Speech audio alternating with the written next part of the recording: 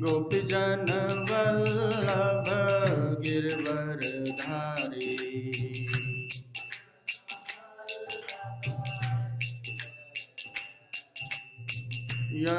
यशोदानंदन व्रज जन रंजन।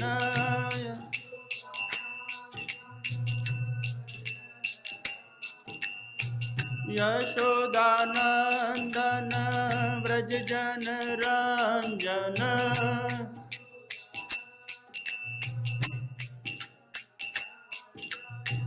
यमुना तीरवनचारी।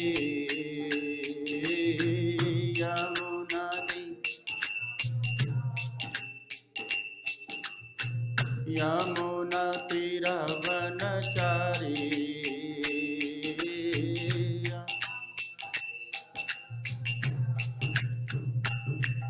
हरे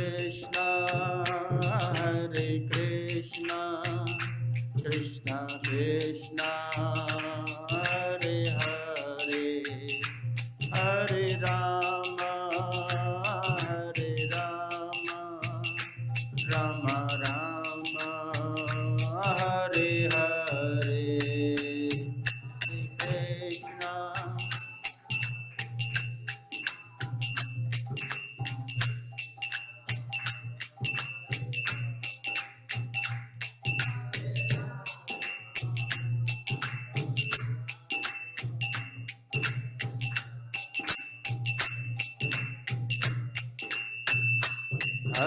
कृष्णा हरे कृष्णा कृष्णा कृष्णा हरे हरे, हरे राम राम राम हरे हरे।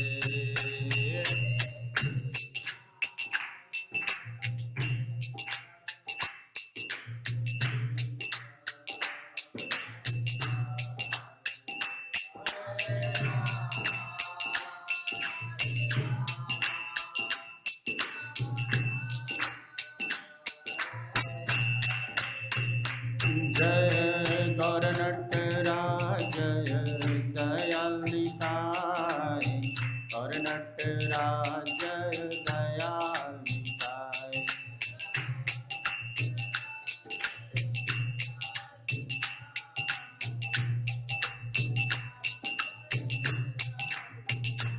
जय जय प्रभुपाद प्रभुपाद प्रभुपाद जय शील प्रभुपाद।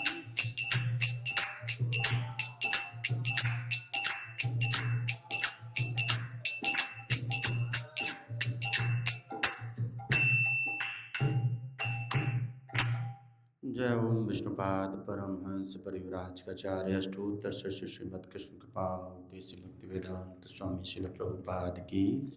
इस्कॉन बीबीटी फाउंडर आचार्य श्रील प्रभुपाद की।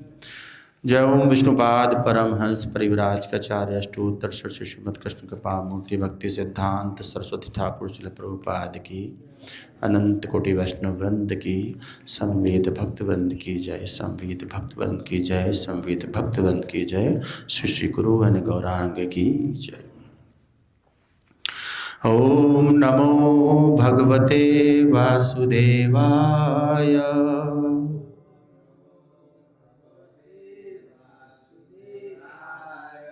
ओम नमो भगवते वासुदेवाय।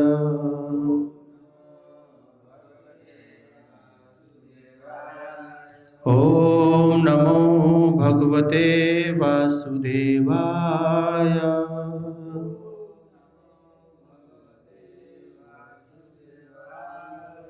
नारायणं नमस्कृत्य नरं चैव नरोत्तमं देवीं सरस्वतीं व्यासं ततो जयामुदीरये। नष्टप्रायेषु अभद्रेषु नित्यं भागवत सेवया भगवते उत्तम श्लोके भक्तिर्भवति नैष्ठिकी। कृष्णाय वासुदेवाय देवकी नंदनाय च नंदगोपकुमाराय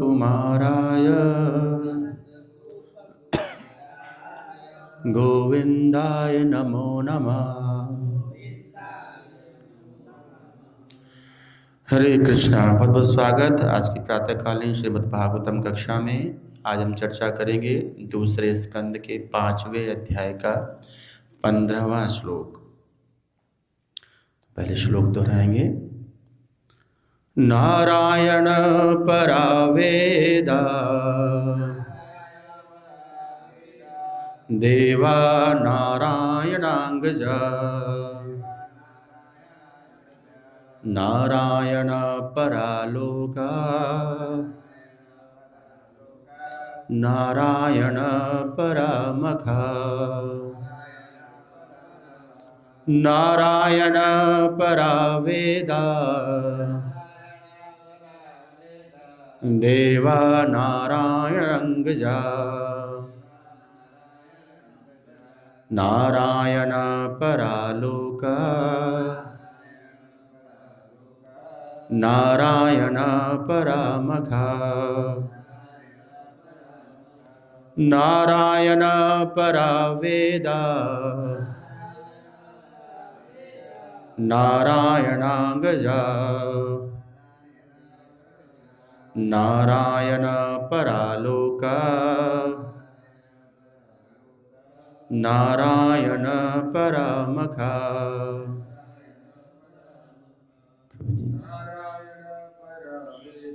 नारायण परा वेदा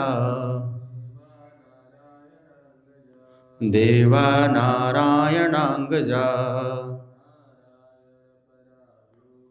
नारायण परालोका नारायण परामखा नारायण परा वेदा देवा नारायणांगजा नारायण परालोका नारायण परामखा नारायण परा वेदा देवा नारायणांगजा नारायण परालोका नारायण परामखा नारायण परा वेदा देवा नारायणांगजा नारायण परालोका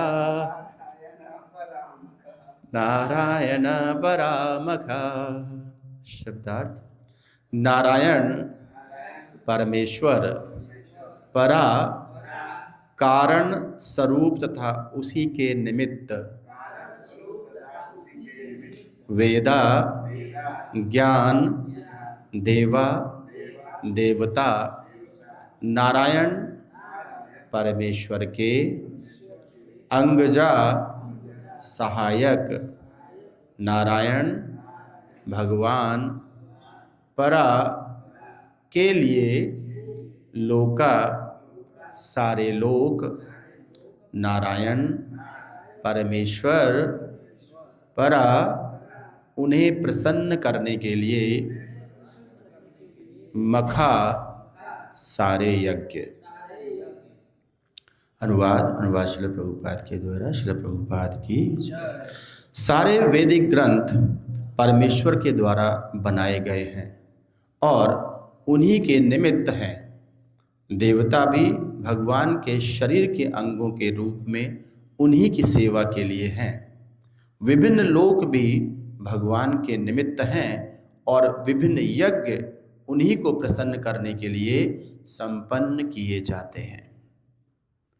तात्पर्य श्री प्रभुपाद के द्वारा वेदांत सूत्र के अनुसार परमेश्वर समस्त प्रामाणिक शास्त्रों के रचयिता हैं और सारे प्रामाणिक शास्त्र इन्हीं परमेश्वर को जानने के लिए हैं। वेद का अर्थ है भगवान विषयक ज्ञान। वेदों की रचना बद्ध जीव की विस्मृत चेतना को जागृत करने के लिए ही हुई है और ऐसा साहित्य जो ईश चेतना को जागृत करने वाला नहीं होता वह नारायण पर भक्तों द्वारा तत्काल ही त्याग दिया जाता है। जिन ग्रंथों का लक्ष्य नारायण नहीं होता उसे भ्रामक ग्रंथ ज्ञान नहीं अपितु उन कौवों का कीड़ा स्थल है जो विश्व भर का झूठन खाने में रुचि रखते हैं। ज्ञान का कोई भी ग्रंथ नारायण की ओर ले जाने वाला होना चाहिए, अन्यथा उसका त्याग कर देना चाहिए। ज्ञान की प्रगति का यही साधन है। परम पूज्य विग्रह नारायण हैं। पूजन के लिए देवताओं को नारायण से गौड़ स्थान प्रदान किया जाता है, क्योंकि देवता तो विश्व के कार्यों की व्यवस्था में सहायक होते हैं। जिस तरह किसी राज्य के अधिकारियों का आदर इसलिए होता है क्योंकि राजा से उसका संबंध होता है, उसी तरह देवताओं की पूजा भगवान के साथ उनके संबंध के कारण होती है। भगवान से संबंध ना होने पर देवताओं की पूजा अनुचित है, अविधि पूर्वकम। ठीक उसी प्रकार जिस प्रकार के वृक्ष की जड़ को न सींचकर उसकी पत्तियों तथा टहनियों को सींचना, अतएव सारे देवता भी नारायण पर आश्रित हैं। विभिन्न लोक इसलिए आकर्षक लगते हैं क्योंकि उनमें तरह तरह का जीवन है तथा आनंद है जो सच्चिदानंद विग्रह की आंशिक अभिव्यक्ति है। प्रत्येक व्यक्ति शाश्वत आनंद तथा ज्ञान में जीवन चाहता है। भौतिक जगत में ऐसा आनंद तथा ज्ञान में शाश्वत जीवन उच्चतर लोकों में ही संभव है, लेकिन वहां तक पहुंचने पर वह भगवत धाम जाने के लिए उन्मुख हो सकता है।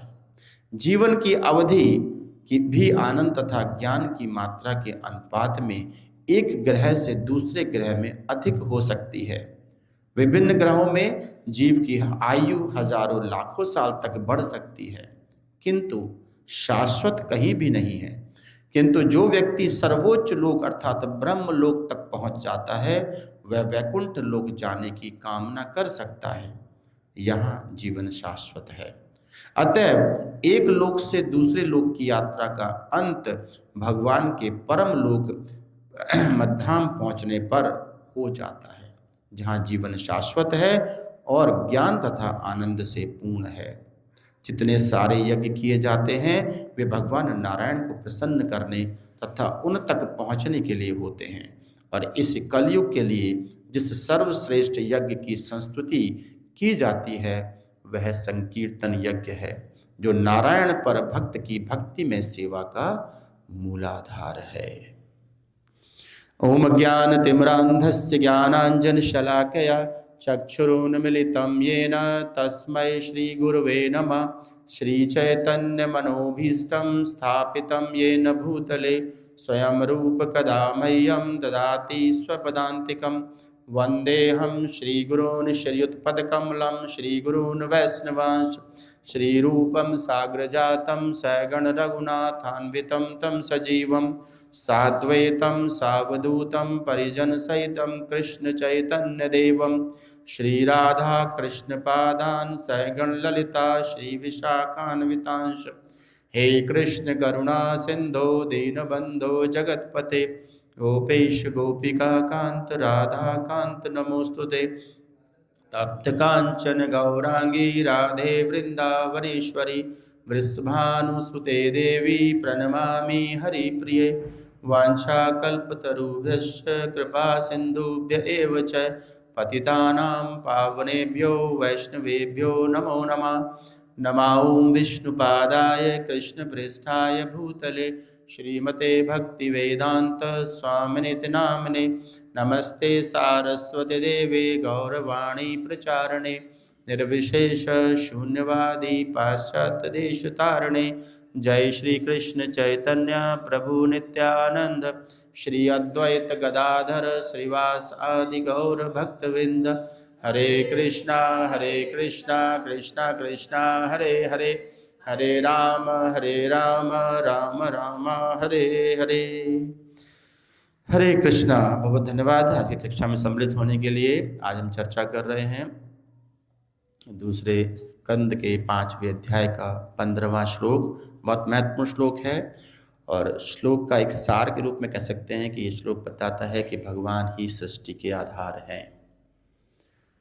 तो भगवान कैसे सृष्टि के आधार हैं? प्रभुपाद लिखते हैं अनुवाद के अंदर, कहते हैं कि नारायण परा वेदा, कहते हैं सारे वैदिक ग्रंथ परमेश्वर के द्वारा बनाए गए हैं और उन्हीं के निमित्त हैं, अर्थात उन्हीं का कार्य कर रहे हैं, उन्हीं की वाणी है। भगवान की इच्छा है सारे वेद, लेकिन क्यों दिए जाए, क्यों दिए गए? क्योंकि हमारी जो विस्मृति हुई है भगवान के लिए, उस विस्मृति को मिटाने के लिए, भगवान का स्मरण कराने के लिए भगवान ने वेद इस संसार को, इस ब्रह्मांड में दिए। और आगे लिखते हैं कि देवा नारायण गणजा, यानी कि देवता भी भगवान के शरीर के अंगों के रूप में उन्हीं की सेवा के लिए हैं। तो देवता कौन है? देवता भगवान के शरीर के अंगों की तरह उनके सहायक हैं। बिल्कुल उसी तरह जैसे हमारे शरीर के अंग, हमारे हाथ पांव हमारे शरीर की सहायता करते हैं ना, तो वो हाथ और पांव तो पूरा शरीर नहीं हो जाते। तो इसी तरह देवता भगवान तो नहीं हो सकते, हाँ भगवान के विभिन्न विभिन्न कार्यों में उनके सहायक बनते हैं, जैसे हमारे शरीर के अंग सहायक बनते हैं। इसलिए अगर हम कहें कि एक मनुष्य शरीर या जीव का शरीर, किसी भी जीव का शरीर, वो भगवान के शरीर की एक रेप्लिका की तरह होता है। जैसे भगवान का शरीर कार्य कर रहा है, उसमें अलग अलग देवता अलग अलग सहायक के रूप में हैं। भगवान ने हमारे शरीर के अंग दिए और इसलिए हर अंग किसी न किसी देवता को रिप्रेजेंट करता है। जैसे कहते हैं कि हमारे हाथ इंद्र को रिप्रेजेंट करते हैं, तो इस तरह से शरीर के अंग अलग अलग देवताओं को रिप्रेजेंट करते हैं। तो अर्थात वो एक रेप्लिका की तरह हमारा शरीर कार्य कर रहा है। तो निमित्त मात्र है, भगवान की सेवा के लिए ही हमारा ये शरीर होना चाहिए। तो आगे लिखते हैं नारायण परालोका, कहते हैं विभिन्न लोक भी भगवान के निमित्त हैं। तो अगर ये इतने लोक भगवान ने बनाए हैं तो भगवान ने वो किस लिए? अपने ही कार्यों के लिए। यानी कि जितना भी ये प्रकृति है, जितना ये सृष्टि है, वो सिर्फ और सिर्फ केवल और केवल भगवान के कार्य के लिए है।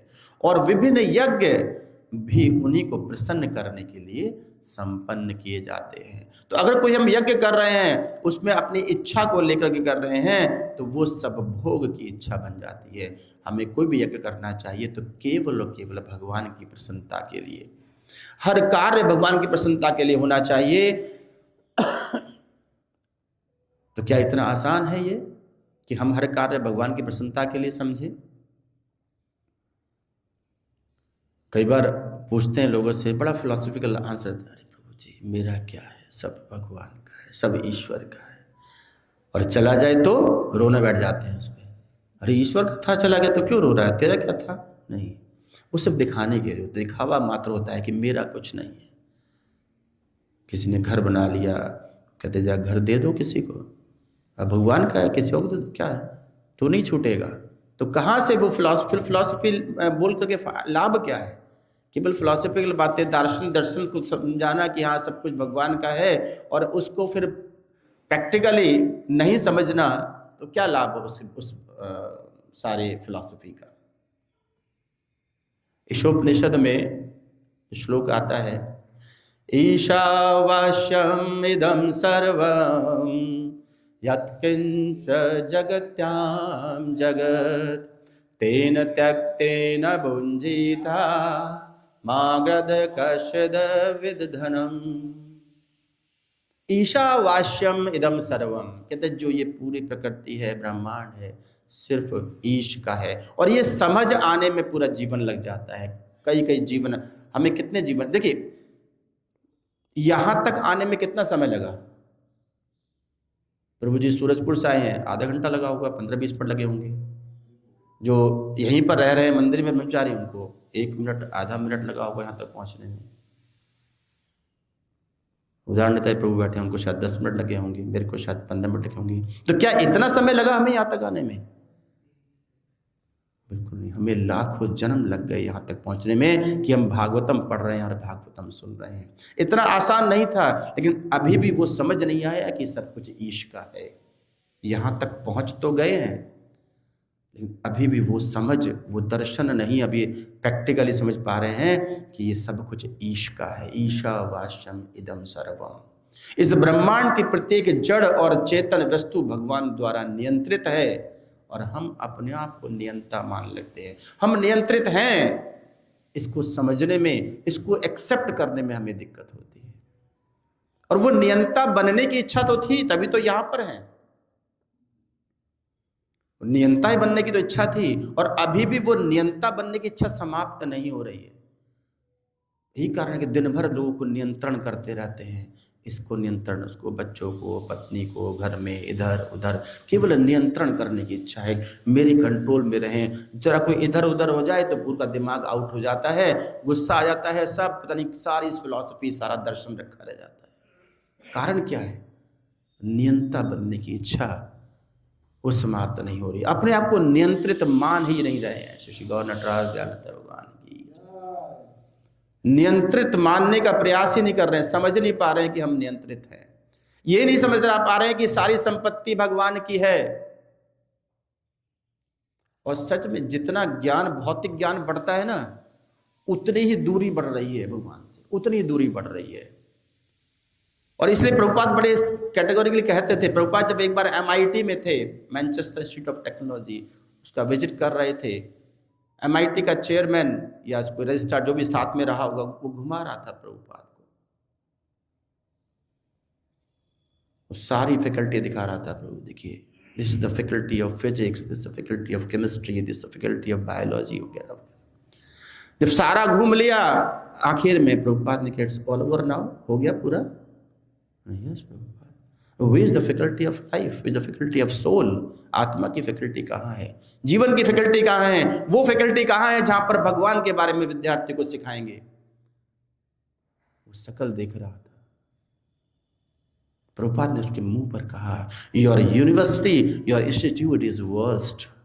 इतना हिम्मत भी प्रभुपाद के अंदर थी कि उसके मुंह पे वहीं पे उसी के इंस्टीट्यूट में खड़े हुए बोल दिया कि तुम्हारी यूनिवर्सिटी कूड़ा है। जहाँ ये सब कुछ समझाने के साथ में तुम ये नहीं समझा पा रहे हो कि विद्यार्थियों को कि उनका असली गंतव्य क्या है। वो लाइफ साइंस जो जीवन का सिद्धांत है, वो बताने के लिए आपके पास अगर डिपार्टमेंट नहीं है तो ये बेकार है सारा। और इसलिए जितना ज्ञान बढ़ता है, भौतिक ज्ञान, उतनी ही दूरी बढ़ती जाती है। आप पूछिए, बड़े बड़े ज्ञानी मिल जाएंगे आपको, जितना पढ़ा लिखा व्यक्ति होगा, इवन की बड़े बड़े पदों पर बैठा हुआ IAS ऑफिसर, उससे पूछिए, गीता पढ़ी है? हाँ प्रभु जी, भागवतम 5 सब पढ़ा है, पूरा ज्ञान। अरे क्या है? तो एक लाइन बोलेगा, भगवान ने कहा है कर्म करो, भगवान ने कहा है कर्म करो। दोनों सारे शास्त्रों में एक सार निकालता है कि भगवान ने कहा है कर्म करो, क्योंकि वो अगली लाइन तो पढ़ता नहीं है, कर्मण्येवाधिकारस्ते के बाद में माँ फलेषु कदाचन है कि फल की चिंता मत करो, वो नहीं ध्यान देता, वो बस कर्म करो, इस पे ध्यान दिया। क्योंकि उसका जो ज्ञान, जो भौतिक ज्ञान उसने लिया है, वो सिर्फ कर्म करने की ही तो प्रेरणा दे रहा है। और हम बच्चों को क्या सिखा रहे हैं? यही तो सिखा रहे हैं कि कर्म करो, कर्म फल युक्त कर्म, ये सिखाया जा रहा है कि ये करोगे तो ये मिलेगा। बेटा बीटेक करोगे तो जॉब मिलेगी, नौकरी मिलेगी, नौकरी मिलेगी तो फिर पत्नी मिलेगी, सुंदर पत्नी घर में, ये सब सिखाते हैं बच्चों को। ये नहीं सिखाते कि ईशावास्यम इदम सर्वम। बताइए कोई सिखाता हो तो कोई कहता हो बेटा ये सब भगवान का है, इसे छोड़ दो, इसमें आसक्ति कोई नहीं। सब कहते हैं कि नहीं आसक्ति रखो, घर बनाओ, ये बनाओ। एक बार एक व्यक्ति कथा सुन रहे थे, मैं मेरे क्लास में आते थे रेगुलर। एक दिन मैंने उनसे वैसे ही पूछ लिया ऑनलाइन क्लास में, मैं प्रभु जी आप रेगुलर क्लास में आते हैं, मंदिर आया कीजिए। मंदिर नहीं आते थे वो, क्लास ही करते थे खाली। मैंने मंदिर भी आया कीजिए। तो कह लगे प्रभु जी अभी मैं आऊँगा मंदिर, थोड़ा सा समय नहीं मिलता है, थोड़ा सेटल हो जाऊँ तब आऊँगा मंदिर। सेटल हो जाऊँ, कितना सेटल होना चाहते हैं? कुछ अब तक हो पाया या नहीं हो पाया कुछ? कितनी आयु है आपकी? कह रहा मुझे भी 42 ईयर्स है। मैंने 42 ईयर्स में कुछ सेटलमेंट हुआ या नहीं कुछ अभी कुछ सेटल? कि हाँ हाँ हाँ हो गया। क्या? अभी अभी एक फ्लैट लिया है 2 BHK। अच्छा कितने का है? 50 लाख रुपए का। मैंने कमाल है, 42 साल की उम्र में 50 लाख कमा लिया आपने, तो बहुत बड़ी अचीवमेंट है। कि नहीं नहीं प्रभु जी 10 लाख दिया है, 40 लाख का तो लोन लिया है 20 साल के लिए। मैंने तो अभी स्वामी नहीं है उस घर के, 20 साल तक तो बैंक का ही है ना और 20 साल की गारंटी नहीं आपकी उम्र की, 42 साल हो चुकी है, उसके पहले निकल गए तो स्वामी भी नहीं बन पाएंगे और EMI पे करते रहेंगे खाली। कहते नहीं वो बच्चों के लिए। मैं बताता हूँ बच्चों का भविष्य क्या है, बताता हूँ। बच्चे तुमसे ज्यादा कमाएंगे और फिर वो इस मकान को बेच करके एक बड़ा बंगला लेंगे 2 करोड़ रुपए का, और लोन लेंगे 1.5 करोड़ का, और फिर वो EMI भरेंगे। यही जिंदगी है, EMI की जिंदगी बन चुकी है, ये जीवन EMI का बन चुका है। ये है भविष्य। कारण क्या है? क्योंकि ईशावास्यम इदम सर्वम, इसको नहीं समझ पा रहे हैं।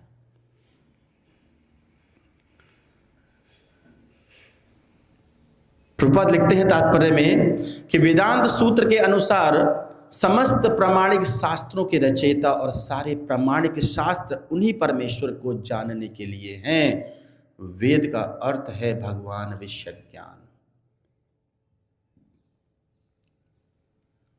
प्रश्न ये आता है कि जो भौतिक सब्जेक्ट हम पढ़ते हैं, फिजिक्स केमिस्ट्री जो भी हम विज्ञान पढ़ रहे हैं, क्या ये विज्ञान के कहीं और से आ गया क्या? ये ज्ञान भी तो भगवान से आया है, लेकिन कारण क्या है कि हमने उस ज्ञान में से भगवान को अलग कर दिया, इसलिए वो विज्ञान हो गया। ज्ञान के विपरीत ज्ञान विज्ञान को बोलते हैं। जो ज्ञान नहीं है विज्ञान हो गया, ज्ञान के विरुद्ध ज्ञान है, वही ज्ञान हम पढ़ रहे हैं, क्योंकि उसमें से हमने भगवान को अलग कर दिया, हमने ईश को अलग कर दिया। केवल वो ज्ञान हम ले रहे हैं जो ज्ञान हमें सिर्फ भौतिक प्रेरणा देता है, भौतिक इच्छाओं के बढ़ाने की, भौतिक भोग की प्रेरणा देता है। कारण क्या है? क्योंकि उसमें से भगवान को अलग किया गया, ईश को अलग किया गया, इसलिए उसको विज्ञान कहा जा रहा है। तो जो भगवान विषय ज्ञान नहीं है वो फिर व्यर्थ है। प्रभुपाद लिखते हैं कि वेदों की रचना समस्त विबद्ध जीव की विस्मृत चेतना को जागृत करने के लिए ही हुई है। क्यों भगवान ने वेद दिए? इसलिए क्योंकि हमारी विस्मृति थी भगवान के लिए, हमारी विस्मृति थी, हम भगवान को भूल गए थे, अपना संबंध भूल गए थे। उस संबंध को पुनर्स्थापित करने के लिए भगवान बता रहे हैं कि मैं कौन हूं, मेरा संबंध तुम्हारे साथ क्या है। लेकिन उसके बाद भी वेद ज्ञान पढ़ने वाले वेदांती, बड़े बड़े वेदांती आप मिल जाएंगे, भगवान को नहीं जानते हैं, वेद सारे पढ़ लेंगे। एक प्रकरण आता है, एक बार कुछ बड़े वेदांती प्रभुपाद के सामने पहुंच गए और अपना पूरा बखान कर रहे थे अपने वेद ज्ञान का। बड़े बड़े श्लोका उनको याद थे, ऐसा नहीं है, रटे हुए थे सारे चारों वेद। प्रभुपाद ने पूछ लिया कि आप तो वेदांती हैं। प्रभुपाद तो कहते थे मैं तो वेदांती नहीं हूं, हालांकि उनको एक मिला प्रमाण कि उनको बोलते हैं भक्ति वेदांत स्वामी। प्रभुपाद कहते हैं मैं वेदांती, मैंने वेदों का ज्ञान नहीं लिया, मैंने तो जो भगवान से जो मुझे समझ में आया वो मैं बोलता हूँ, वही मैंने लिखा। लेकिन आप तो वेदांती हैं, आपने तो वेद पढ़े हैं। ईश्वर कौन है? कौन है भगवान? तो क्या कहते हैं वेदांती? अरे प्रभुपाद ये तो बड़ा विषय है, थोड़ा समय चाहिए इसको समझाने के लिए, इतना जल्दी इतना आसान नहीं है ईश्वर को समझाना, बड़ा विषय है, थोड़ा समय लीजिए, तब इतनी जल्दी समझना मुश्किल है। अच्छा रुकिए। उन्होंने अपने एक गुरुकुल के बच्चे को, छोटे बच्चे को आवाज़ लगाई और एक उन पर लड्डू का एक डब्बा था, उसमें लड्डू रखे हुए थे, उस पर हाथ रख के बैठ गए। वो बच्चा आया, हाथ प्रभुपाद का लड्डू के डब्बे पे रखा था और उस बच्चे की नज़र उस लड्डू पे थी। उन्होंने बेटा भगवान कौन है? बच्चे ने देखा, अच्छा मेरे से प्रश्न पूछ रहे हैं, लड्डू पे हाथ है, भविष्य उज्जवल है, उत्तर दूंगा तो लड्डू मिलेगा।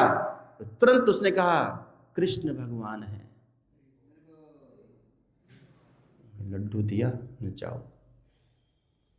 उसने आपने वेद पढ़ लिए, आपको नहीं पता, भगवान समझाने में आपको बड़ा विषय लग रहा था कि कितना बड़ा समय चाहिए समझाने के, बच्चा समझा के चला गया कि भगवान कृष्ण है। कारण क्या है?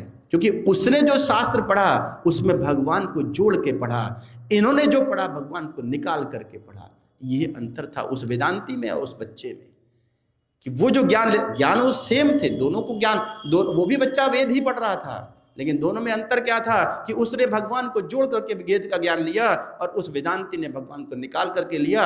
यही अंतर था कि वो भगवान को समझाने के लिए उसको बड़ा विषय लग रहा था, उस बच्चे ने एक पट में कहा कि कृष्ण भगवान है। प्रभुपाद लिखते हैं कि ऐसे वेद केवल इसलिए हुए वेद की रचना क्योंकि भगवान को समझ पाए, और अगर भगवान को नहीं समझ पा रहे हैं तो वेद नहीं बल्कि वो कूड़ा हो गया। ऐसा ज्ञान लेने से लाभ क्या? ऐसे ज्ञान को तुरंत त्याग देना चाहिए। जिन ग्रंथों का लक्ष्य नारायण नहीं होता, ऐसे भ्रामक ग्रंथ ज्ञान नहीं अपितु उन कौओं के क्रीड़ा स्थल है जो विश्व भर में का झूठन खाने की रुचि रखते हैं। और सच में हम लोग झूठन ही तो खा रहे हैं। जो ज्ञान हम ले रहे हैं, जिस भौतिक ज्ञान को, जिस सब्जेक्ट को हम पढ़ रहे हैं, पता नहीं किस किस ने लिखा और हम उसको बस झूठन के रूप में स्वीकार कर रहे हैं। तो प्रभुपाद लिखते हैं कि ये बिल्कुल उसी तरह से कहते हैं, ज्ञान का कोई भी ग्रंथ नारायण की ओर ले जाने वाला होना चाहिए। अगर वो ऐसा नहीं है तो वो ग्रंथ नहीं है, वो कूड़ा है, उसका त्याग कर देना चाहिए। ज्ञान की प्रगति का यही साधन है। अगर अपने ज्ञान को बढ़ाना है तो भगवान के साथ ज्ञान को लीजिए, भगवान को साथ रख के ज्ञान लीजिए। क्योंकि देखिए, हम उनसे, एक मैथमेटिक्स में रूल होता है ना, A=B और B=C, तो A=C। तो जब भगवान का ज्ञान भगवान से आ रहा है, भगवान ने वेद दिए, तो भगवान के, जब भगवान का ज्ञान है वेद में, तो वो भी भगवान के समान हुआ नहीं हुआ? और जो वेदों से ज्ञान, जो उसको ज्ञान को बांट रहा है, उसकी वाणी भी भगवान के वाणी के समान हो गई। तो सब इक्वल है कि नहीं है? लेकिन कब इक्वल है? जब वो भगवान से जुड़े हुए हैं। कोई भी चीज किसी से, उसके सोर्स से पृथक कर देंगे तो उसका कहाँ वजूद रहता है? तो जब हम सोर्स से पृथक करते हैं तभी उस ज्ञान को हम विज्ञान बना देते हैं। और आगे लिखते हैं कि परम पूज्य विग्रह नारायण हैं, इसलिए पूजन के लिए देवताओं को भी नारायण से गौड़ स्थान प्रदान किया जाता है। यहाँ लिखते हैं देवा नारायण अंगजा, यानी कि नारायण के अंग के समान है सारे देवता, देवी देवता। तो अगर किसी देवी देवता की लोग अगर आराधना करते हैं तो वह भी अविधि पूर्वक, कहते हैं अविधि पूर्वकम कहा जाता है, वो भी शास्त्र सम्मत नहीं है। ठीक है, लगता है कि हो सकता है कि हम लोग ये विवेचना करते हैं कि अगर हम देवताओं की पूजा करेंगे तो वह भी तो रास्ता वहीं पहुंचेगा। अक्सर बात सुनी ना, अरे प्रभु जी सारे रास्ते वहीं तो पहुंचते हैं, लेकिन वो विधि नहीं है सही। इसको यहाँ कहा जाए, रास्ते ठीक है पहुंच रहे हैं, अब हाथ के द्वारा कोई कार्य करेंगे तो शरीर का कार्य तो हो रहा है ना। तो अगर भगवान के अंग है सारे देवता, तो उनके माध्यम से कोई कार्य करेंगे तो देवता कार्य तो भगवान का ही होगा, पहुंचेगा तो भगवान तक ही। लेकिन जब अगर भगवान का साक्षात्कार सीधा सीधा है तो फिर वो देवताओं के थ्रू क्यों जाना? तो देवता जो है वो भगवान की सहायता के लिए हैं और भगवान राजा के समान है।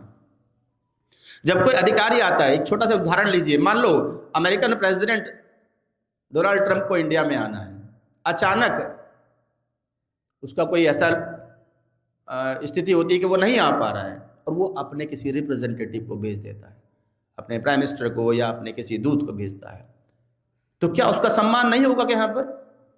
क्यों? लेकिन सम्मान होगा क्यों? क्योंकि सम्मान इसलिए क्योंकि वो उससे संबंधित है, वो उसको रिप्रेजेंट कर रहा है, इसलिए सम्मान होगा। तो देवताओं का सम्मान इसलिए क्योंकि देवता भगवान से संबंधित हैं। तो सम्मान के लिए मना नहीं कहा जाता है, सम्मान करना है। लेकिन अगर हम कहेंगे कि हम हाथ के की पूजा कर ले और उससे हमारी पूरी शरीर की पूजा हो गई, तो ऐसा संभव तो नहीं है।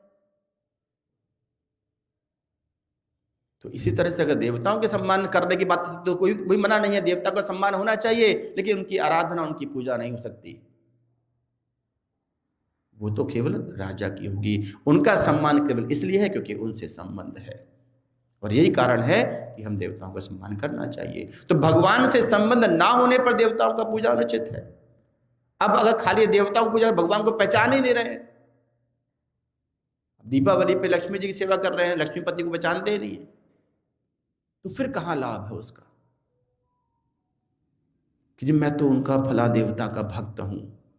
देवता का भक्त कैसे हो जा सकता है? भक्त तो भगवान के होते हैं।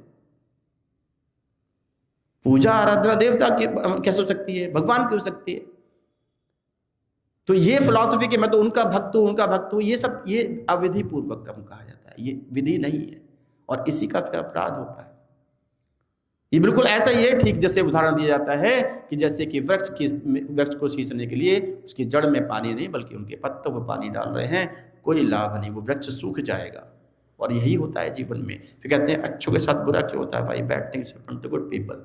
मैं तो इतनी तीर्थ यात्रा की प्रभु जी, मैं तो वहां, अच्छा पूरा तीर्थ यात्रा कर लेंगे, सारी सब जगह घूम आएंगे, सारे उस पे स्थानों पर, भगवान समझ में नहीं आते हैं कि है कौन।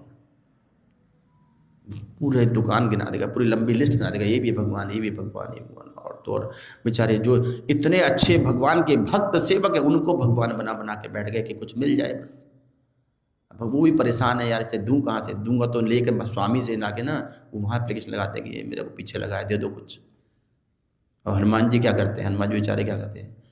अब लोग हनुमान जी के पीछे लग जाते हैं, तो दे दो, तो दे दो, है ना। हनुमान जी कहते हैं राम भगवान दे दो, मांग रहा है कुछ, तो सिफारिश पर भगवान तो दे देते हैं, देव भक्त कह रहा है, लगता है। और उसे क्या लगता है कि वो हनुमान जी ने दे दिया। वही बिल्कुल ऐसे ही, जैसे बैंक में जाइए, कैशियर से पैसे मांग रहे हो, लगते हैं कैशियर ही स्वामी है उस पैसे का। क्या कैशियर अपनी मर्जी से पैसे दे रहा है? वो मैनेजर भी तो बैठा है उसके ऊपर, उसके बिना कुछ दे सकता है क्या? 1 रुपया भी उस कैशियर का है क्या?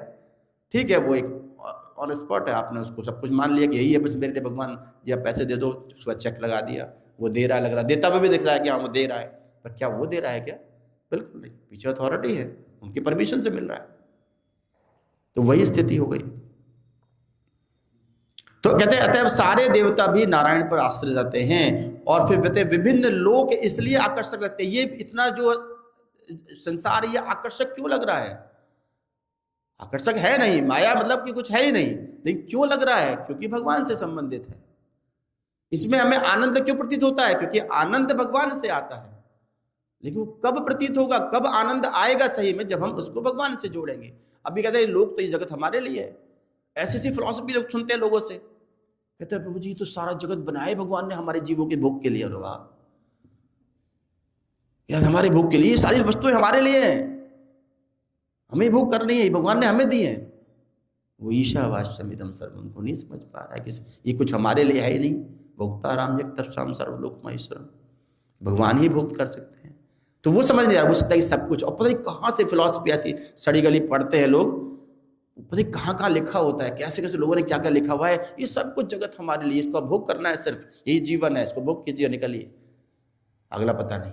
ये थ्योरी लेके बैठते हैं। तो ये आकर्षक लग क्यों रहा है? आकर्षक इसलिए क्योंकि भगवान से संबंधित है, ये सब भगवान का स्थान है, इसलिए आकर्षक है, इसलिए आनंद है। लेकिन वो आनंद किसके लिए है? भगवान के लिए, हमारे लिए नहीं है। हम आनंदित क्यों है? क्योंकि हम भगवान के अंश हैं। इसको समझने में देर लगती है और इसलिए फिर आनंद मिल नहीं पाता। वो झूठा आनंद ढूंढते होते हैं, झूठे झूठे आनंद को सोचते हैं ये आनंद मिल रहा है। जब तक भगवान से संबंधित नहीं रखे, करेक्ट नहीं करेंगे, तब तक वो आनंद नहीं लगेगा। बस हमें लगेगा कि हम अपने को सेटिस्फाई करेंगे कि हमें आनंद आ रहा है। तो ये पर्सनल सेटिस्फेक्शन है नहीं आनंद, क्योंकि भगवान से अपने आप को कनेक्ट नहीं किया। क्योंकि ये सारा आनंद ही भगवान का है, सारा आनंद कृष्ण का है, सब कुछ उन्हीं से आ रहा है। उन्हीं से संबंध तोड़ लिया तो काहे का आनंद?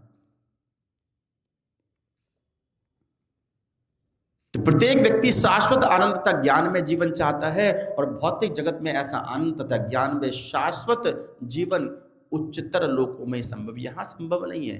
हाँ, उच्चतर लोकों में कुछ और आनंद आपको मिल सकता है। देखिए, लोक के अनुसार भगवान की वो इंटेंसिटी आनंद की बढ़ती है, और वो बढ़ाते भी भगवान इसलिए क्योंकि वही परीक्षा है। वो सोचता है कि वो आप आनंद वहां मिल जाए, पता लगा वहां फंस गया, फिर वापस ही आ जाएगा लोग नीचे। बिल्कुल ऐसे से वो खेली ना सांप सीढ़ी खेली किसी ने? वैसे प्रश्न होना चाहिए सांप सीढ़ी किसने नहीं खेली है, क्योंकि सभी ने खेली है। तो वो 99 पहुंचते, 99 पहुंचते ना, चढ़ते चढ़ते पहुंचेंगे 99 पे, हम पहुंच गए, वो 99 से 0 पे आते हैं। वो कहाँ 10 नंबर पे जाते हैं, 10 पे आते हैं, 9 पे कहाँ पे आते हैं। 99 से 9 पे, हाँ 999 खेल रहता है। तो लग रहा है कि हम चढ़ रहे हैं ऊपर लोकों में, और फिर देखिए वहां से कैसे पीछे फेंके जाते हैं। क्योंकि वो आनंद, जब जैसे ही आनंद को पर्सनल बनाया, ऊंचे लोकों में और आनंद है, लेकिन वो आनंद कब तक बजा देगा, आनंद कब तक भगवान से जोड़ेगा। जैसे ही आनंद से कहीं भगवान को विस्मृत किया, वो वापस फिर यही 99 से 9 पे आते हैं। और यही चक्र चल रहा है, हम भी फंसे होंगे साथ में। ऐसा नहीं कि हम किसी ऊंचे लोक में रह कर नहीं आए होंगे, रहे होंगे डेफिनेटली, फिर वापस यही फेंके गए, क्योंकि फिर वही 99 के फेर में पड़े होंगे। जैसे वहां पहुंचोगे तो अपने को सुप्रीम मान लिया, अब तो हाँ हम ही कुछ है बस। जहाँ विस्मृत किया भगवान को, फिर दोबारा फेंक के यहीं पे। तो ये सांप सीढ़ी खेल बड़ा प्रैक्टिकल है, बड़ा अच्छा खेल बनाया ये लाइफ बिल्कुल जीवन से संबंधित है खेल। कहीं भी सांप पकड़ लेता है, वो सांप क्या है, वो ये माया तो है। माया उस सांप की तरह, जहरीले सांप की तरह। एक 73 पे आता है, वो 73 से 3 पे आ जाते हैं। याद है मुझे ऐसे याद रहा है, 73 से 3 पे आते हैं ना सीधे, और 99 से 9 पे आते हैं। तो ये सब बीच बीच में खतरनाक सांप हैं, जो कभी ऊंचे लोग पे बढ़ते जा रहे हैं, एक एक स्टेप बढ़ रहे हैं सांप सीढ़ी में, और कहीं भी बिखरे, कहीं भी विस्मृत किया भगवान को, वापस फिर वहीं। लेकिन इसको समझने में जीव को इतना हम लोग लाखों साल से भटक रहे हैं, यहाँ पर इतने दुर्भाग्यशाली हैं। जीवन की अवधि भी आनंद तथा ज्ञान की मात्रा के अनुपात में एक ग्रह से दूसरे ग्रह पर अधिक हो सकती है। डेफिनेटली है, ऊंचे ग्रहों में आयु ज्यादा है तो उतना ही ज्यादा आनंद पाने की इच्छा बढ़ती है। फिर वहां पर जाकर जितनी ज्यादा आयु बढ़ेगी तो और आनंद पाने की इच्छा होगी। लेकिन बस परेशानी कहाँ पे, फॉर्मूला बहुत सिंपल सा है, बहुत कोई मुश्किल नहीं है। उस आनंद को भगवान के साथ जोड़ना है, बस वो जोड़ने में दिक्कत है, वहीं पे हम फंसे हुए हैं। जिस दिन वो जोड़ देंगे निकल जाएंगे यहाँ से। तो आनंद स्वयं को लेना चाहते हैं, ये नहीं चाहते कि हम आनंद भगवान को देना है। जिस दिन आनंद भगवान को देना शुरू कर देंगे, स्वयं को लेना बंद कर देंगे, उस दिन आनंद भी मिलेगा और आनंद सच्चिदानंद भी मिलेगी। दोनों चीजें मिलेगी, आनंद भी और सच्चिदानंद भी। लेकिन कब, जब आनंद को भगवान के साथ जोड़ेंगे, भगवान के आनंद के लिए कार्य करेंगे। किंतु जो व्यक्ति सर्वोच्च लोक अर्थात ब्रह्म लोक तक पहुंच जाता है, वह वैकुंठ लोक जाने तक की कामना कर सकता है। वहां जीवन शाश्वत है। तो अगर शाश्वत जीवन चाहिए, शाश्वत आनंद चाहिए, तो फिर तो दूसरे लोग वही जाना पड़ेगा जहां पर वो शाश्वत उपस्थिति है। लेकिन उसके पहले जो रास्ता तय करना है, वो रास्ता तय करना बिल्कुल ऐसा ही है जैसे ट्रेन में बैठ के जा रहे हैं शताब्दी एक्सप्रेस में, और यहाँ से जाना है कहाँ, वो द्वारकाधीश जाना है, और बीच में कहीं ट्रेन रुकी, कहते कुछ चाय पानी पी लूँ, उतर गए, अपना ट्रेन निकल गई, इतने में वहीं रह गए। फिर वापस दूसरी ट्रेन पकड़नी पड़ती है ना। तो इसलिए गलती वो नहीं करनी है, उस ट्रेन को नहीं छोड़ना, उतरना नहीं स्टेशन पे, जहां उतरे वहीं से साफ तुरंत निकल जाए। फिर पकड़ में नहीं आने वाली, दूसरी पकड़नी पड़ेगी, फिर समय लगेगा।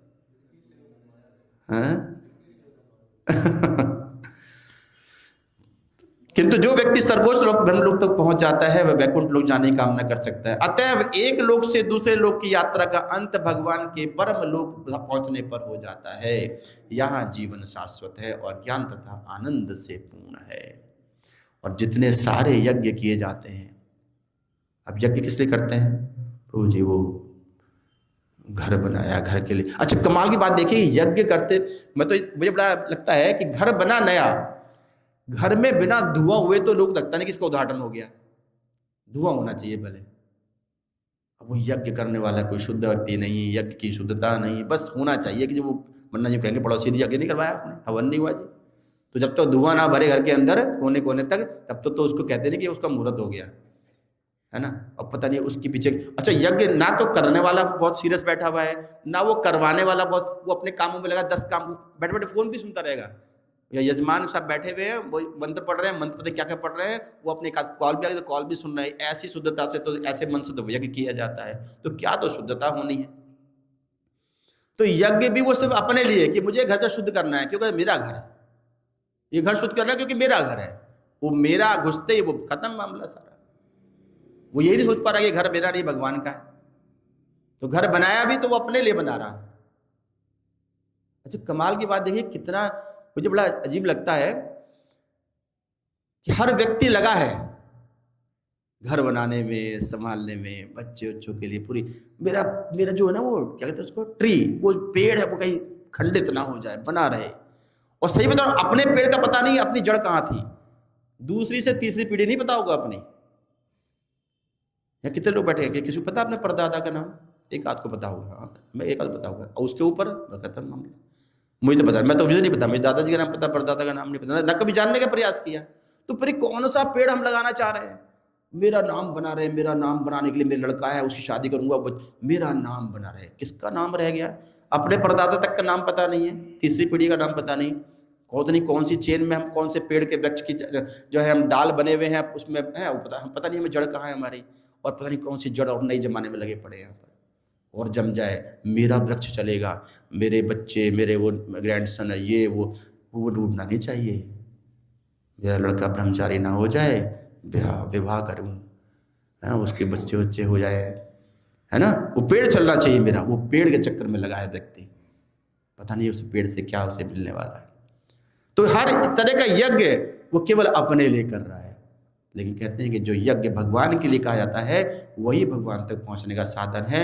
और यही कारण है कि इस कलयुग में सर्वश्रेष्ठ कीर्तन यज्ञ बताया गया है। सर्वश्रेष्ठ यज्ञ क्या है? वो है संकीर्तन यज्ञ। हरे कृष्णा कृष्णा कृष्णा हरे हरे, हरे राम राम राम हरे हरे। सर्वश्रेष्ठ यज्ञ है। ज्यादा मेहनत नहीं करनी, बहुत ज्यादा शुद्ध सामग्री की आवश्यकता नहीं, केवल एक शुद्ध जिह्वा की आवश्यकता है, शुद्ध हृदय की आवश्यकता है।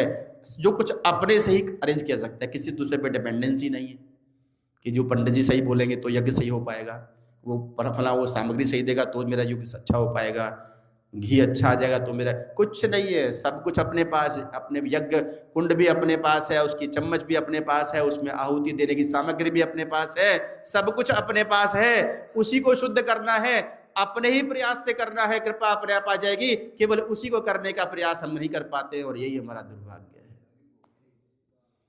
तो हमें यही करना है कि इस जीवन में केवल संकीर्तन यज्ञ को समझना है और उसी को अपनाना है। हरे कृष्णा कृष्णा कृष्णा हरे हरे, हरे राम राम राम हरे हरे। हरे कृष्णा। बहुत धन्यवाद आज की कक्षा में सम्मिलित होने के लिए।